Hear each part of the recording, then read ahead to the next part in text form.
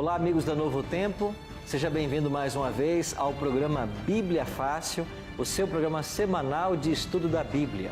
Estamos nessa temporada estudando o livro do Apocalipse e chegamos hoje ao capítulo 19. E nesse capítulo, o tema que nós iremos estudar é o principal assunto da Bíblia Sagrada, o maior evento da história humana, a volta de Jesus a esta terra. Quando ele virá? Quais as circunstâncias que envolverão sua vinda? O que acontecerá com os justos e com os ímpios nesse momento? Esses temas ou estas perguntas nós iremos responder no programa de hoje. Por isso, você é muito bem-vindo ao nosso estudo. Nós queremos saudar também os amigos que estão conosco aqui no Cevisa ao longo dessas semanas, aprendendo mais e mais sobre o Apocalipse. E eu queria convidar você então a abrir a sua Bíblia em Apocalipse capítulo 19 e nós vamos então estudar o tema da volta de Jesus. Agora aqui nós temos o hábito de sempre orarmos antes de começar o estudo. Então eu queria convidar vocês a nós orarmos buscando a direção do Espírito Santo para o estudo de mais uma vez. Nosso bom Deus e Pai, Tua Palavra se encontra em nossas mãos e nós queremos buscar a direção do Teu Espírito para compreender as verdades que esse livro ensina. Não nos deixe, Senhor Deus, em dúvidas quanto ao evento da Tua vinda, porque esse será a culminação de um grande plano da salvação, quando todos nós haveremos de receber das Tuas mãos a vida eterna e a coroa de glória.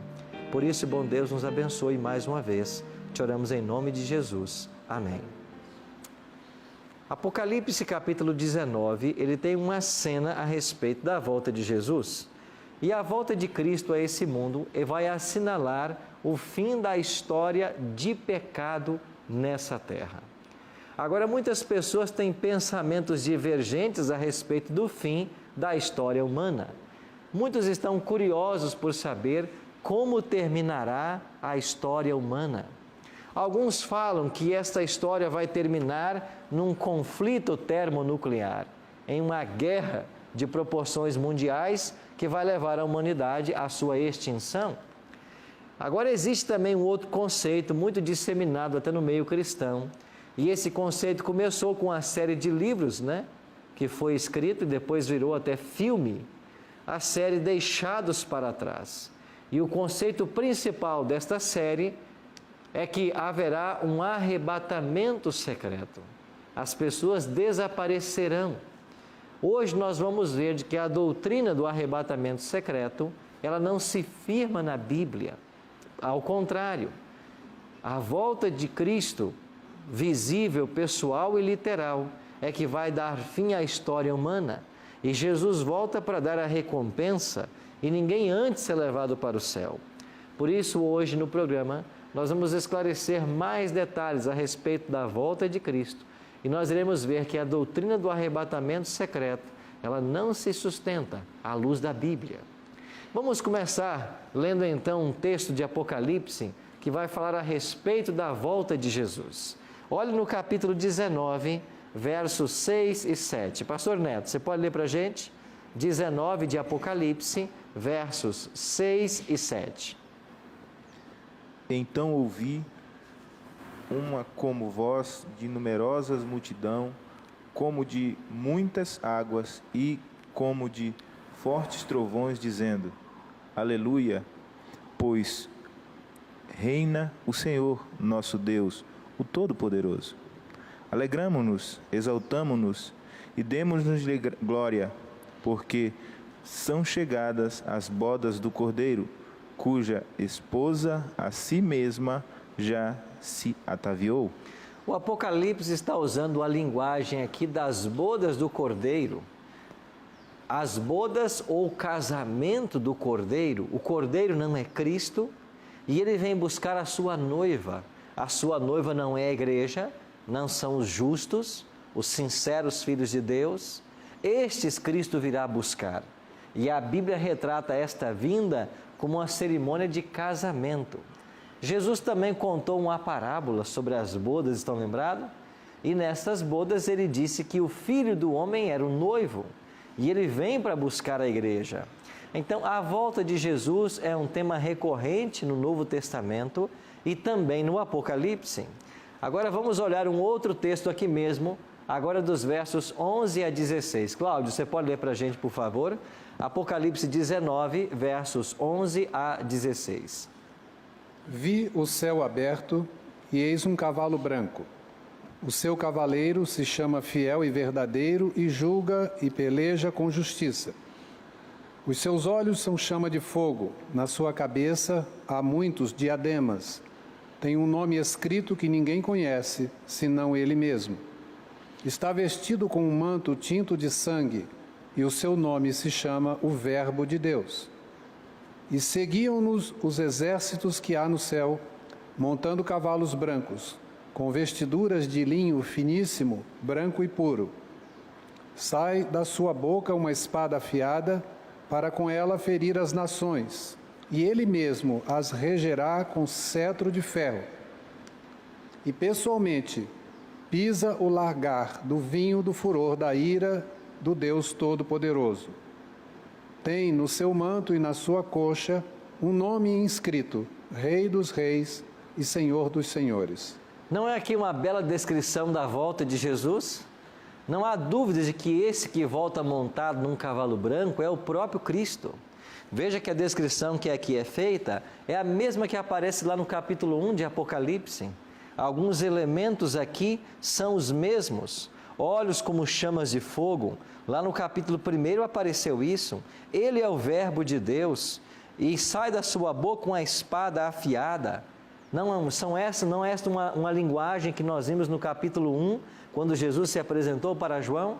E agora diz aqui o texto de que os exércitos dos céus, montando cavalos brancos, com vestiduras de linho finíssimo, diz o verso 14, branco e puro, estão seguindo a estes. Então o Apocalipse encontrou aqui uma nova maneira de descrever a volta de Cristo. É ele que volta montado num cavalo branco, seguido então por todo o exército do céu, também montando o cavalo branco. Esta é uma figura de linguagem que o Apocalipse está usando para dizer que Jesus volta em glória e majestade. E ele volta como que para buscar a sua noiva, aqui como foi dito, cuja a esposa já se ataviou, já se preparou para o casamento, para as bodas. Então o Apocalipse, ele trata do tema da volta de Jesus. Você se lembra que nós lemos o Apocalipse capítulo 1, verso 7, logo no início do livro, também apresenta essa mesma verdade, Apocalipse 1, verso 7, eis que vem com as nuvens e todo olho o verá. Então o Apocalipse, desde o primeiro capítulo, ele trata do tema da volta de Jesus. E eu queria então, junto com vocês, respondermos algumas perguntas. A primeira delas, será a volta de Jesus secreta? Alguns ensinam que Jesus virá secretamente. O que a Bíblia diz a esse respeito? Bom, aqui no Apocalipse 1,7, João já escreveu: eis que vem com as nuvens, todo olho verá, até quantos o traspassaram. Os soldados que crucificaram a Cristo, eles vão ressuscitar para vê-lo voltar. E na volta de Cristo, tornarão a morrer. E há um segundo grupo que a Bíblia diz que também vai ressuscitar. Olha o que Jesus disse lá em Mateus, no capítulo 26. Mateus, capítulo 26. Dê uma olhadinha para o verso 64.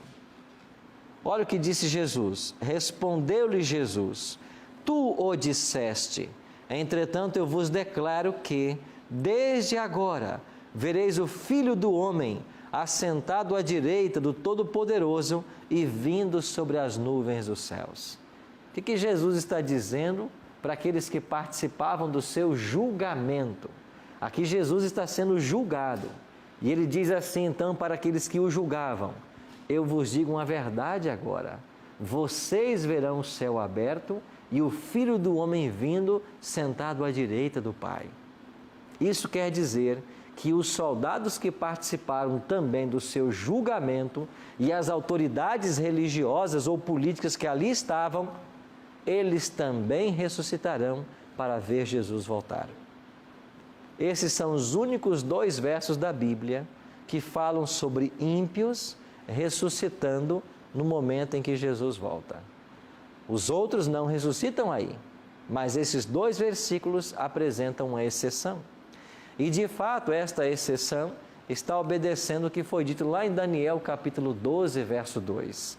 Daniel 12, 2 diz: muitos dos que dormem no pó da terra ressuscitarão, uns para a vida eterna e outros para a vergonha e horror eternos. Quem são estes que vão ressuscitar para a vergonha e horror eternos nesta ressurreição? Esses ímpios que nós lemos nesses 2 textos. Então Cristo não virá de forma secreta. Ele virá de uma forma em que todos contemplarão. O próprio Cristo disse isso. Olha Mateus 24, 27. Porque assim como o relâmpago sai do Oriente e se mostra até no Ocidente, assim há de ser a vinda do Filho do Homem.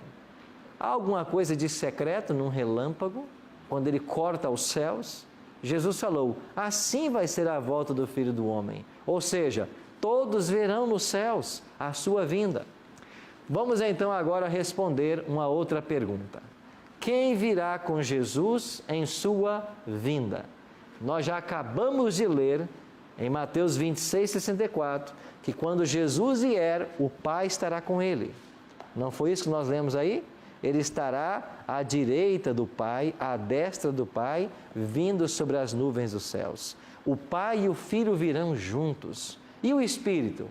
Já está na terra conosco. Por que ele não vem ali? Porque ele está conosco. Jesus não falou que ele enviaria o Espírito e que ele estaria conosco até a consumação dos séculos? Então o Espírito já está conosco. E agora vem o Pai e vem o Filho. Mas além da divindade que volta, quem mais virá com Jesus? Aqui mesmo, Mateus capítulo 24, olha o que Jesus diz. Melhor, 25 primeiro. Mateus 25, verso 31. Quando vier o Filho do Homem na sua majestade e todos os anjos com ele, então se assentará no trono da sua glória. Jesus está dizendo que todos os anjos virão com Cristo. Você está lembrado que quando nós passamos por Apocalipse capítulo 8, verso 1, nós lemos lá que quando o Cordeiro abriu o 7º selo, houve silêncio no céu por meia hora? E nós explicamos que esse silêncio no céu é porque os anjos lá não estarão por um período. E por que os anjos não estarão mais no céu por um período? Porque todos eles vieram com Cristo. Olha o que Jesus está prometendo.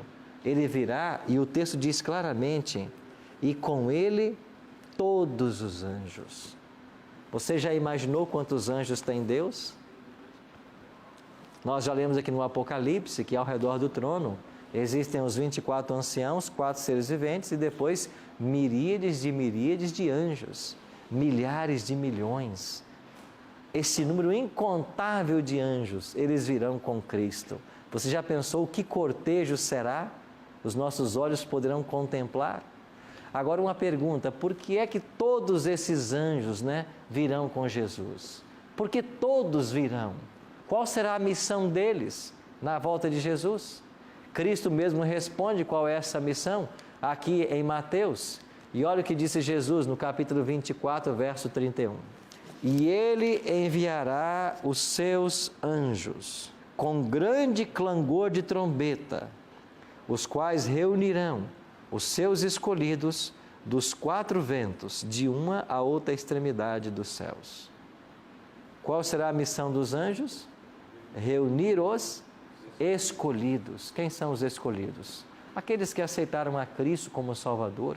Reunir os salvos. Reunir como? Reuni-los em família. Esta será a missão dos anjos.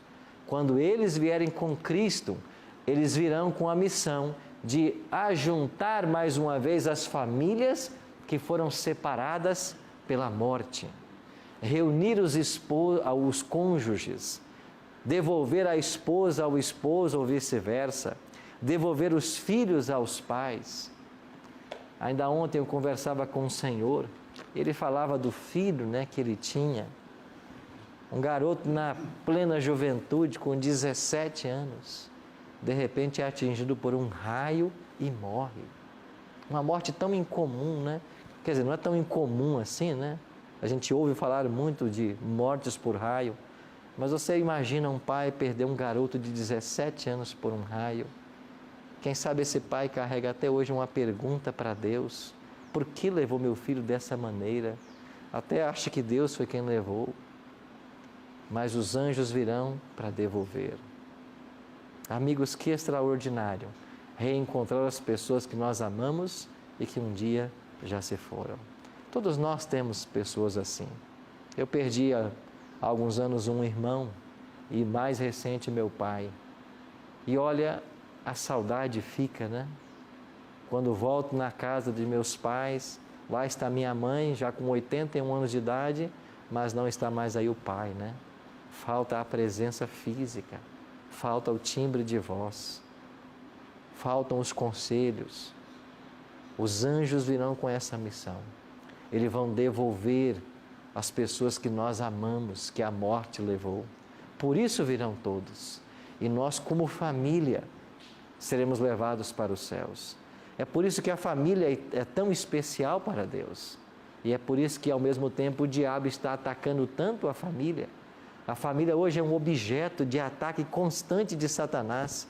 E ele está fazendo tudo para acabar com a família, para destruir a família. Mas nós temos que lutar pela família, pela unidade da família, pela família tradicional, como a Bíblia ensina. Não como um mosaico que hoje se estabeleceu, mas pela família tradicional. Sim, Cláudio. Pastor, o senhor está comentando sobre a família, né? Porventura, dentro de uma família, tem pessoas que não aceitam a Cristo. Ok. Em que situação ele se encontra quando Jesus voltar e buscar esta família? Os anjos buscarem essa família. Nós vamos ver no estudo de hoje que quando Cristo voltar, as pessoas que não aceitaram a Cristo, eles vão morrer no momento da volta de Jesus. Se estiverem vivos, eles irão morrer. Se estiverem mortos, continuarão mortos. Mas nós teremos lembrança dessas pessoas, do membro da família que não serão salvos? Teremos lembranças. E você lembra no estudo da semana passada, me parece, quando nós estudamos sobre a segunda fase do juízo, que durante 1000 anos nós vamos ter o juízo de comprovação ou comprobatório. Nós iremos abrir os livros de registro e nós poderemos analisar a vida de todos os perdidos. E nós vamos saber por que cada pessoa se perdeu. E por mais que eu ame uma pessoa nessa terra, se ela não for salva, quando eu ver nos livros de registro todas as tentativas que a divindade fez para salvá-la, todas as oportunidades que foram dadas, e ela sim não quis, nós vamos entender que Deus foi justo e nós ficaremos satisfeitos também. Porque nenhuma injustiça foi cometida. E não haverá tristeza em nosso coração por causa disso. Porque todos receberam a chance. Agora ninguém que não quer ir para o céu vai ser levado para lá. Só vai para o céu quem quer ir para o céu. Não se preocupa, quem não quer, não vai. Porque Deus nunca força ninguém. Deus sempre apresenta o caminho. Jesus não falou isso? 2 caminhos, o largo e o estreito, né? A Bíblia não fala, eu ponho diante de ti a vida e a morte. Escolhe, pois, a vida, para que vivas. Mas quem não escolher, finalmente vai ter que morrer. Então, nós vamos estar satisfeitos com a justiça divina, porque vamos entender tudo o que Deus fez para salvar.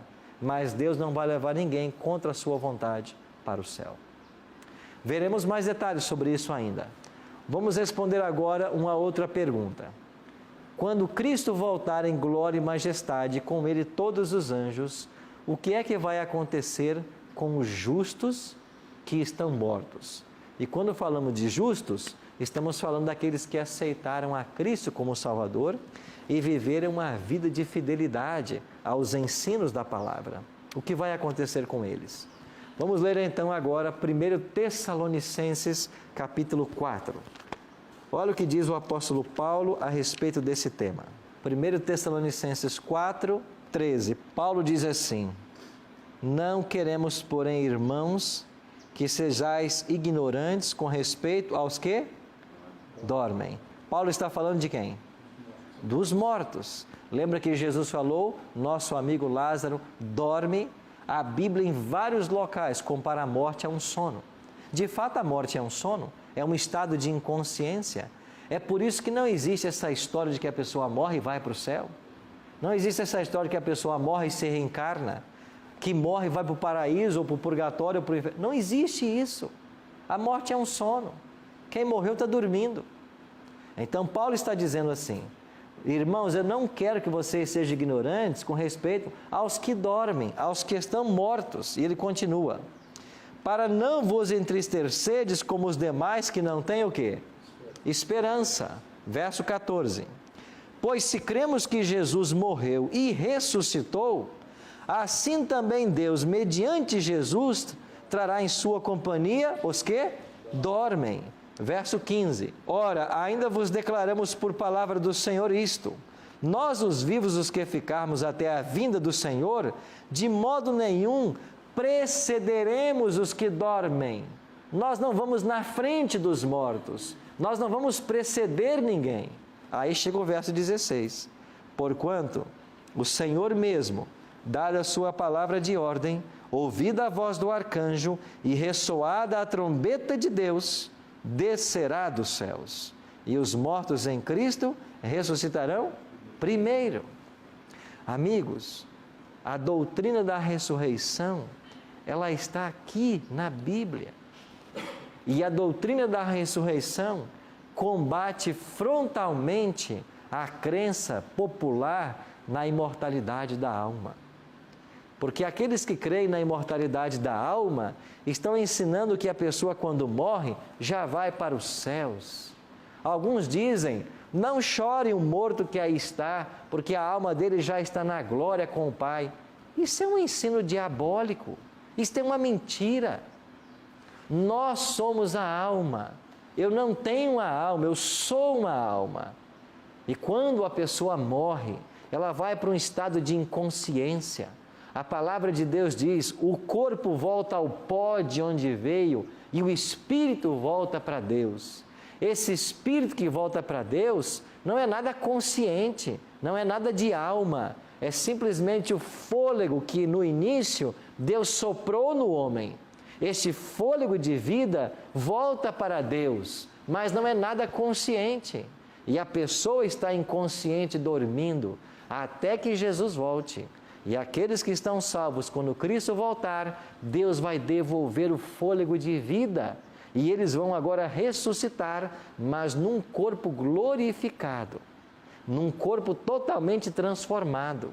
Porque quando os justos ressuscitarem, nós vamos ressuscitar, os mortos ressuscitarão em corpos glorificados. Ou seja, nenhum vestígio do pecado existirá. Nós teremos um corpo perfeito, como era perfeito Adão quando saiu das mãos de Deus. Vamos para o intervalo e quando voltarmos, nós vamos continuar o estudo da volta de Jesus e o que vai acontecer com as pessoas mortas e vivas quando Ele voltar. Daqui a pouquinho retornamos.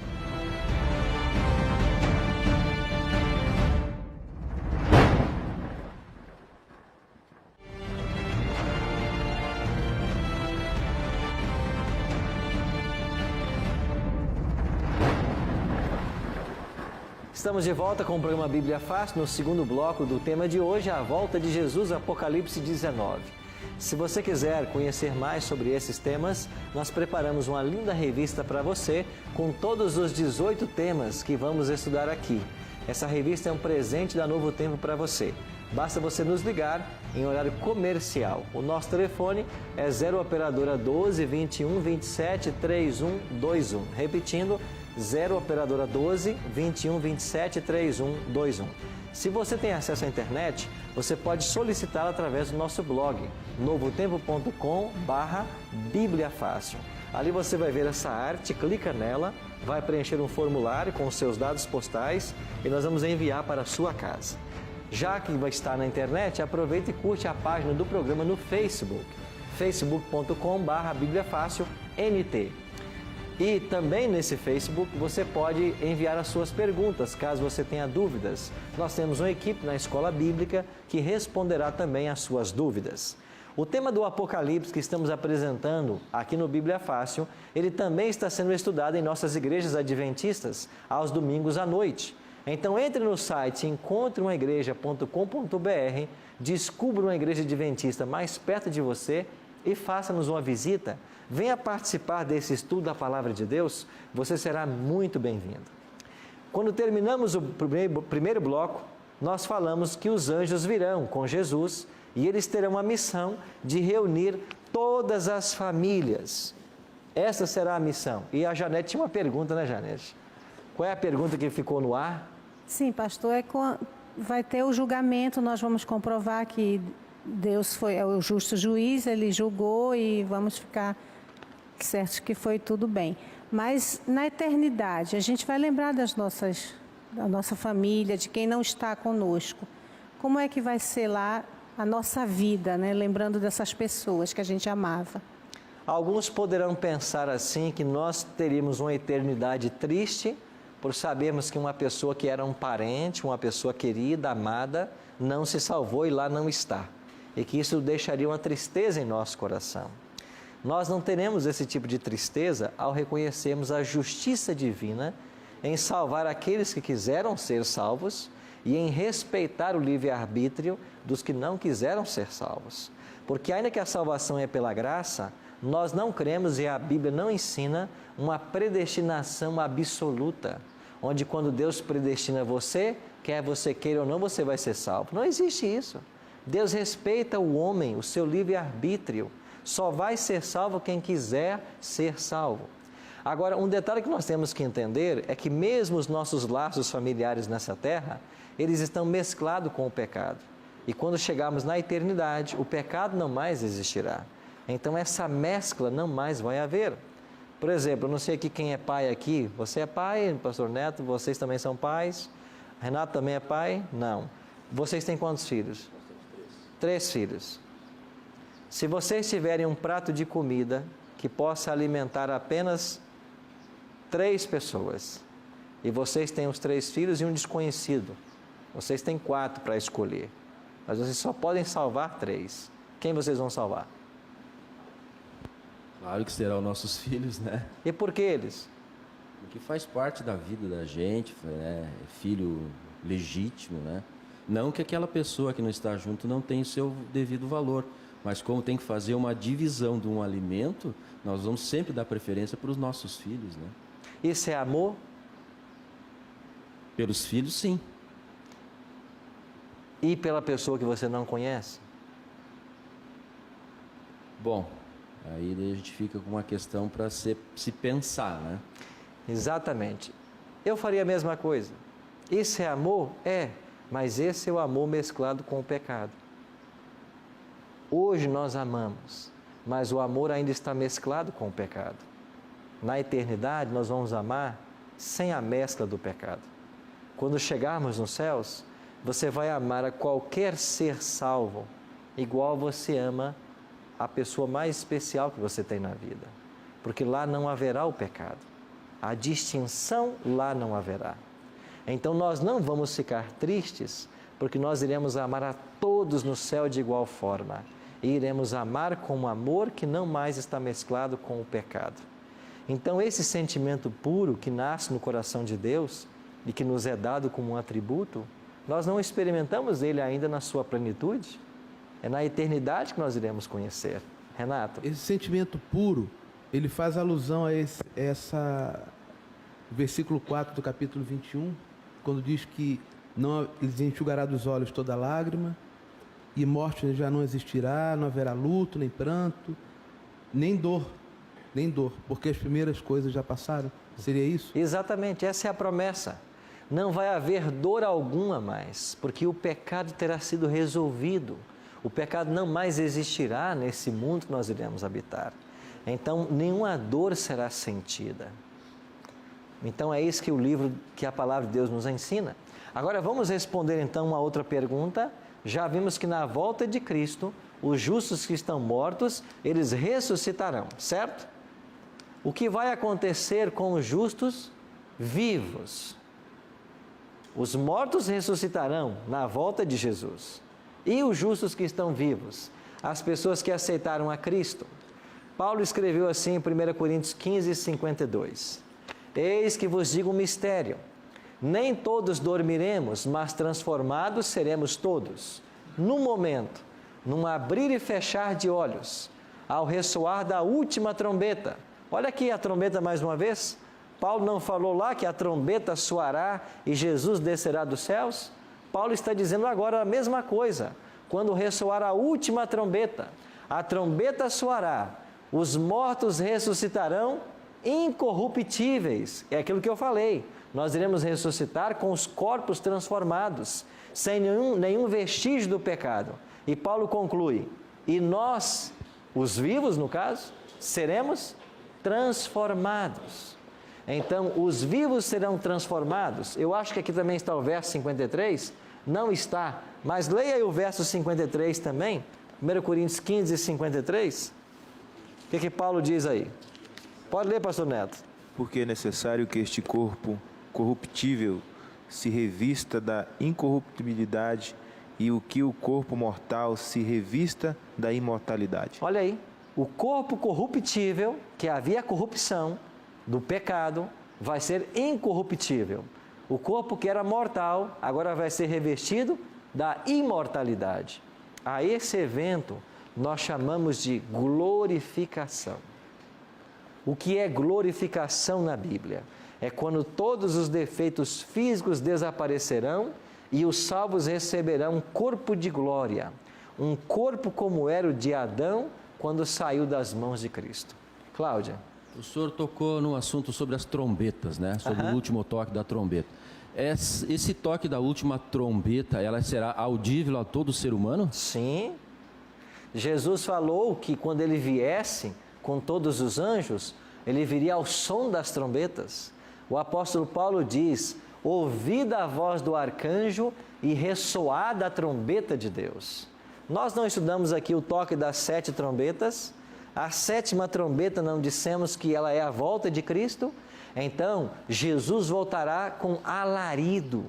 Sons de trombetas repercutirão no planeta inteiro. Então, a volta de Cristo não será só visível, como lemos em Apocalipse 1:7, como ela será audível. Todos ouvirão a orquestra que vai ser tocada quando Jesus voltar. O que há de secreto nisso? Isso lança por terra a teoria do arrebatamento secreto. Não tem nada de secreto na volta de Jesus. E vamos ver que muito menos arrebatamento. Por quê?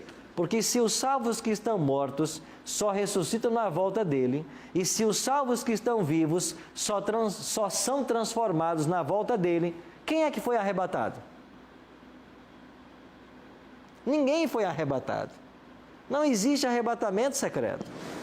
Então, o que ensinam por aí muitas igrejas sobre um arrebatamento pré-tribulacionista ou pós-tribulacionista, não se baseia na Bíblia. Isso pode se basear numa série de filmes, numa série de livros. Na Bíblia, não. A Bíblia ensina que quem está morto ou vivo, salvo, ele só vai receber a recompensa na volta de Cristo. Ele vai estar aqui nessa terra durante as pragas, ainda que não seja atingido pelas pragas. Porque as pragas não atingirão os justos, como nós estudamos já aqui em Apocalipse 16, mas quando Cristo voltar, só aí eles vão receber a recompensa. Mas não foi isso que ensinou o apóstolo Paulo na sua carta a Timóteo? Olha o que disse o apóstolo Paulo.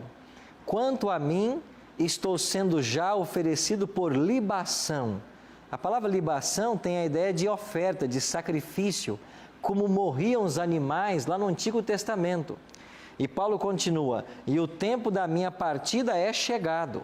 Combati o bom combate, completei a carreira, guardei a fé. Agora preste atenção no verso 8.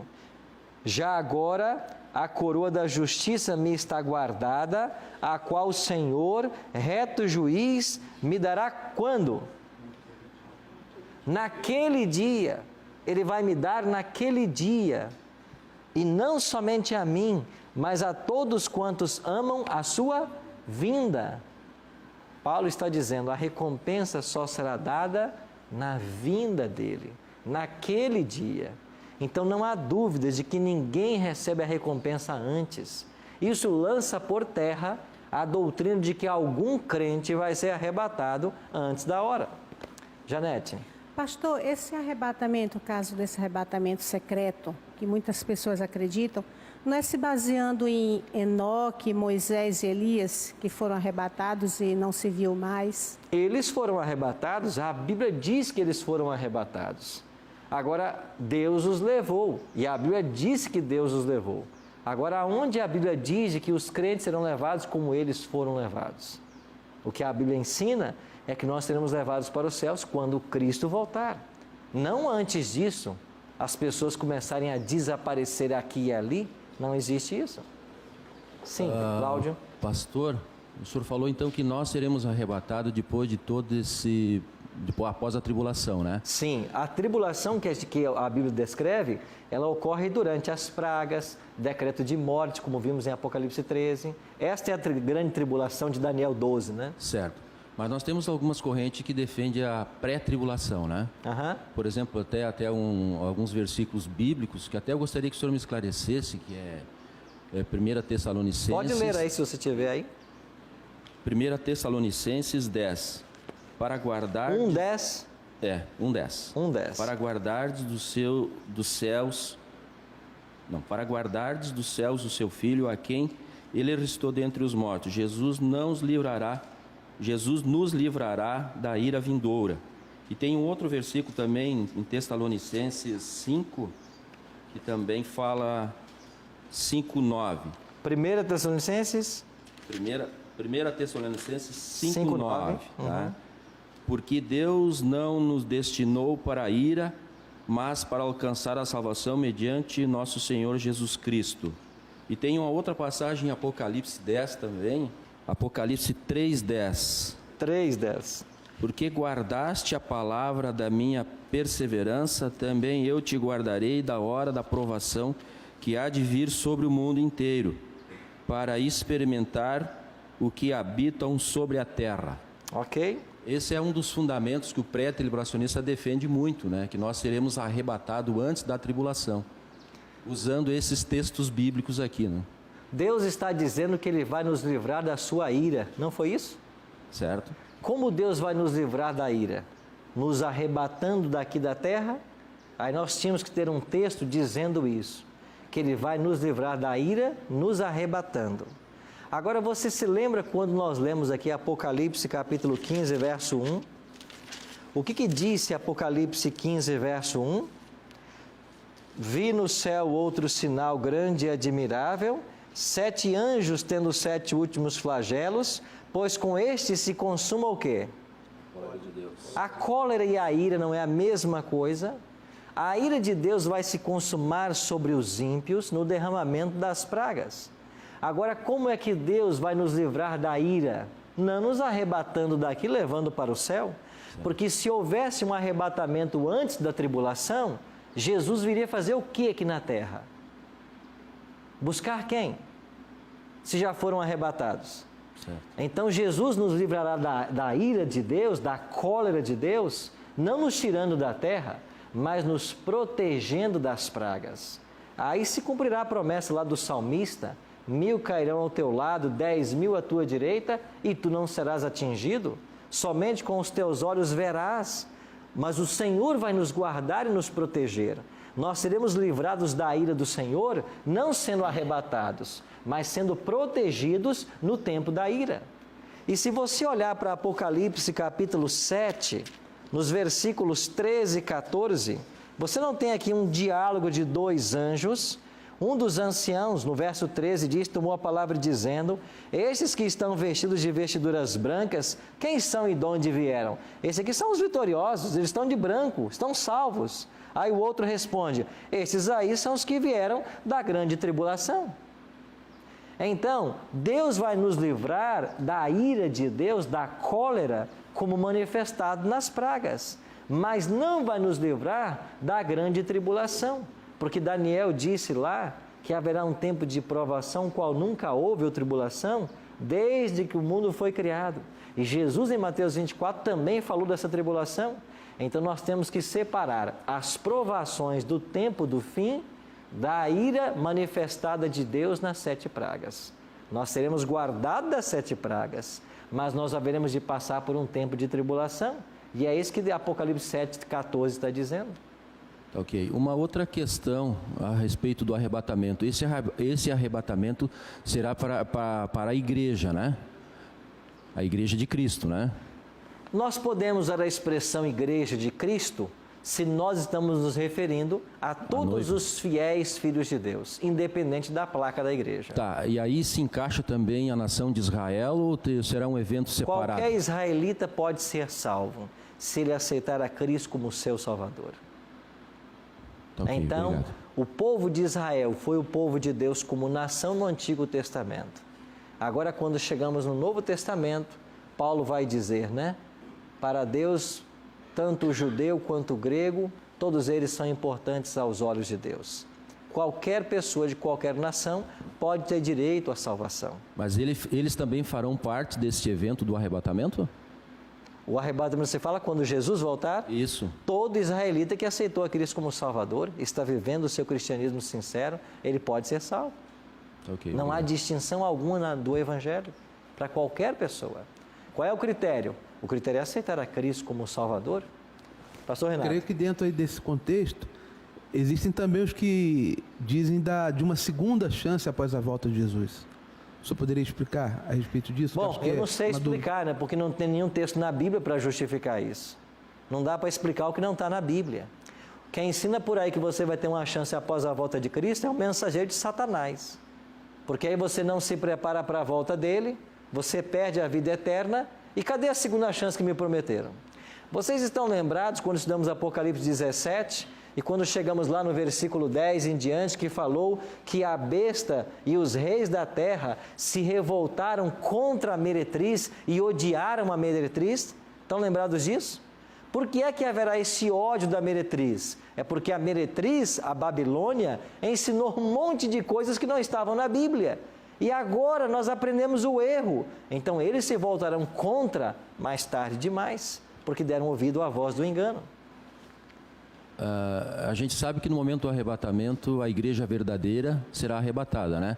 Mas ficará uma igreja ainda sobre a face da terra, que é a igreja apóstata, né? Eu não diria igreja, a Bíblia não usa essa expressão arrebatamento da igreja. Aonde está isso? Então eu prefiro ficar com os termos bíblicos. O que Paulo diz é que os salvos serão arrebatados. Quem é que não vai ser arrebatado? Os ímpios. Então eu prefiro usar essa linguagem. Salvos e perdidos. E esta igreja que ficará, a igreja ou... Os ímpios. Os ímpios que terão essa igreja, né?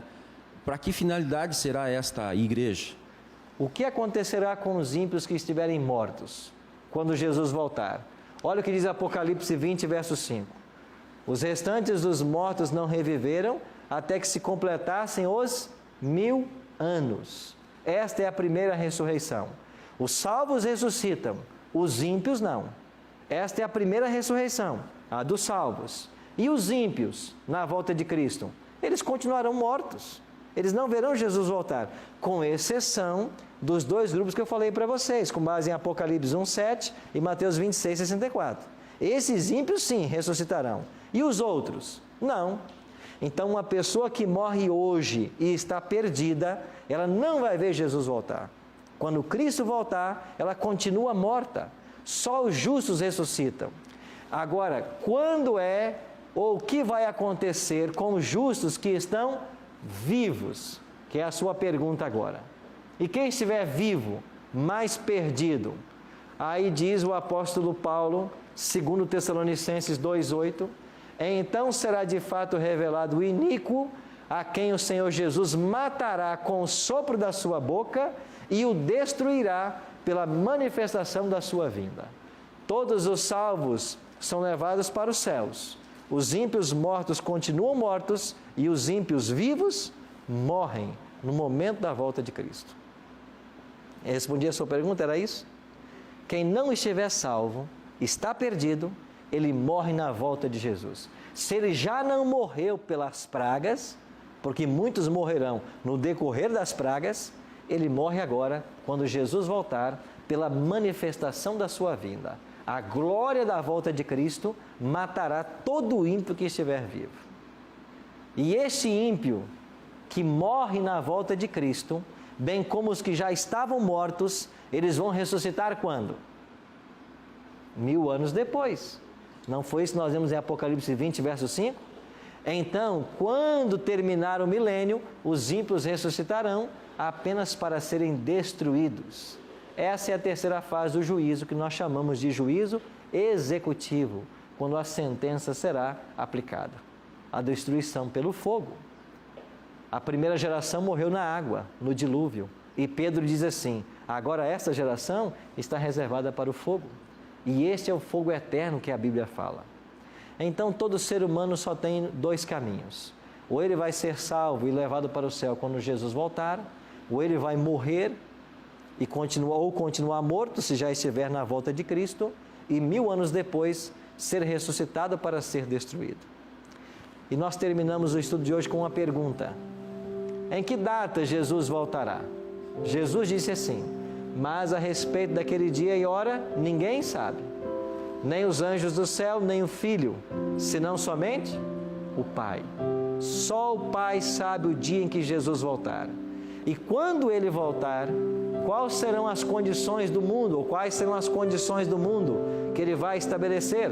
É o texto que o Renato já leu, Apocalipse 21, 4. E lhes enxugará dos olhos toda lágrima, e a morte já não existirá, já não haverá luto, nem pranto, nem dor, porque as primeiras coisas passaram. Quais são as primeiras coisas? Esse mundo aqui, essa vida aqui, esse sofrimento que as pessoas têm, isso terá passado. Então, amigos, a palavra de Deus é clara. Jesus vai voltar de forma visível, audível, literal, pessoal, e todos os que estiverem salvos, vivos, serão transformados. Os que estiverem salvos, mortos, ressuscitarão. Paulo disse: eu combati o bom combate, a coroa da vida já está reservada para mim. Mas quando o juiz vai me dá-la? Naquele dia. Jesus disse que quando Ele viesse, Ele iria retribuir a cada um a sua recompensa segundo as obras. Então, o ensino claro da palavra de Deus descarta qualquer tipo de arrebatamento secreto. Ninguém vai ser levado para os céus. Todos nós estamos esperando Jesus voltar. A tribulação, os salvos passarão por ela, no sentido da provação, da tentação, da aflição. Porque é isso que diz Apocalipse 7,14. Esses que estão de branco vieram da grande tribulação. Agora, das pragas, da ira vindoura, nós seremos poupados. E esta ira vindoura pode servir não apenas às pragas, como a destruição final, que também será a ira manifesta de Deus. E só existe um caminho para escapar. Este caminho é entregando o nosso coração a Cristo. É servindo a Ele de todo o nosso entendimento, com toda a nossa força, com todo o nosso zelo. Por isso, enquanto ouviremos agora o trio Solanza louvar a Deus, eu queria que você pensasse: nós não sabemos o dia que Jesus vai voltar, mas se Ele viesse hoje, estaria você preparado para recebê-lo? Como está a sua vida com Deus? O seu coração pertence a Ele? A sua fé tem sido baseada neste livro, na sua palavra? Pense nisso enquanto ouviremos essa canção.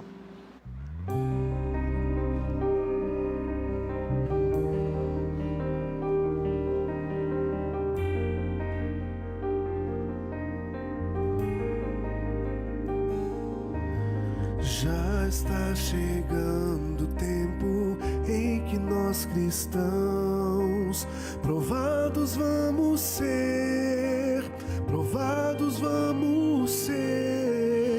mesmo que a igreja esteja prestes a cair, ela não cairá, Deus sustentará.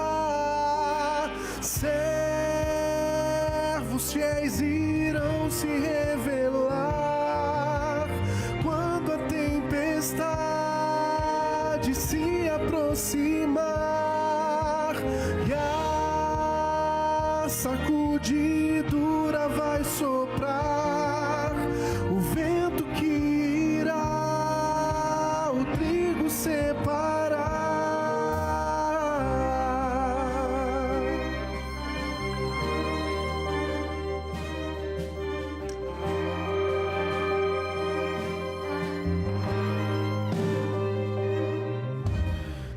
Deus fará descer sua chuva, chuva de poder. Então virá o fim, Jesus irá voltar. O momento é de alerta, o sol já se pôs. A meia-noite vem, o noivo vai chegar. Servos fiéis irão se revelar quando a tempestade se aproxima e a sacudidura vai soprar. O vento que irá o trigo separar.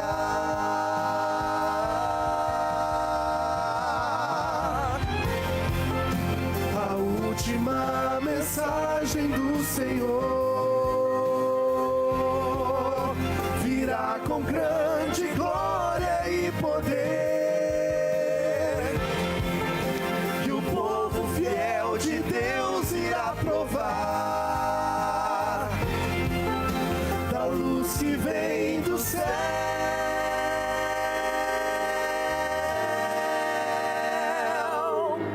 Servos fiéis irão se revelar quando a tempestade se aproxima e a sacudidura vai soprar. O vento que irá o trigo separar. Servos fiéis irão se revelar quando a tempestade se aproxima e a sacudidura vai soprar.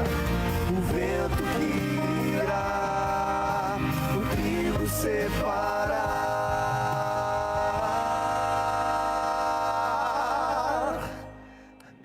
Os ventos ainda soprarão sobre a terra e sobre a igreja. E como ouvimos nessa canção, o trigo deverá ser separado do joio.